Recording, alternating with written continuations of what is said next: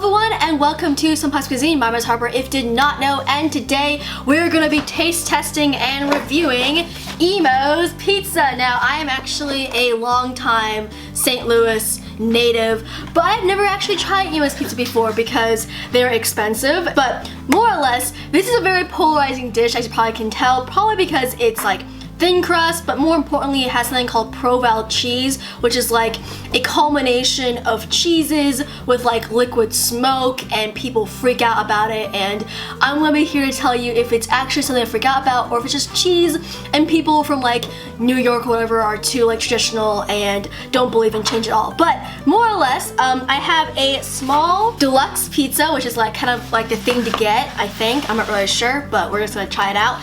It is quite expensive. For this small pizza, it's like $14, $12 plus tax, more or less $14, which is a lot of money for pizza, especially thin crust pizza. So we're gonna be trying in this video. Number one, does it taste good? Number two, is Provel cheese actually as polarizing as everyone thinks it is?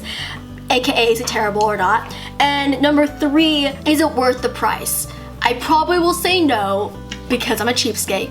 But we'll just try to figure out. Also, if you hear stuff in the background, that's my mom. She's making her breakfast, so don't mind that. But we don't want to stop her because this is her house too. And we have a dog, but he's not paying attention to me at all because he cares more about grooming himself. But more or less, let's try this out. So we're going to take an end slice right here.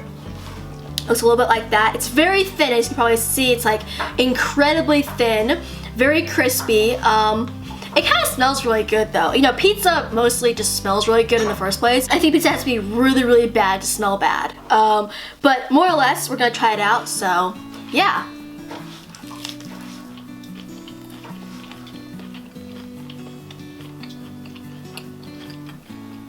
Okay, so I've just finished off the pizza because I was hungry and it was pretty small. So we're gonna go through what I think about it. So number one, the most, polarizing part of the video, what are my thoughts about Provel cheese? Honestly, there wasn't like a lot, in my opinion, on the pizza. There was enough that you could see it and you could kind of taste it. That could be just, how the cheese is like. It could be like that kind of mild, can't really taste it a lot. It was like really unique. I don't really know how to describe it. It was incredibly creamy, which honestly wasn't that bad. It was weird. It was definitely weird, but it wasn't that bad. The biggest thing I could kind of describe it was kind of like spiced, cheesy cream cheese. It had tiny hints of like something that kind of tastes like cream cheese, which was the only thing I could really get from it. It was weird, but it wasn't like bad. I'll definitely not be, seeking it out, but if it's on, a pizza that, I, stumble across, I'll definitely have it. It wasn't the worst thing in the world, but it also wasn't, like, it was just so weird and different, so I'm not confidently gonna say it's also really good or not. It's like in the middle, question mark, leaning more on good than bad.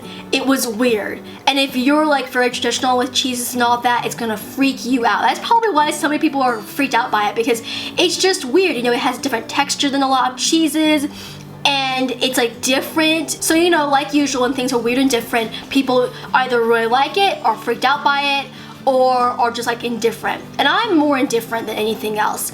It's weird, it's different, but it's not bad, in my opinion, of course. So back to the pizza itself. As I said before, it's incredibly thin, and it was very, very crunchy. Nothing was soggy, thank goodness, which was really great, and it held up the ingredients really well. But because it was so thin, it didn't really have a really big marker on the pizza, such as the fact, that it held the pizza together, and it was really thin and crunchy.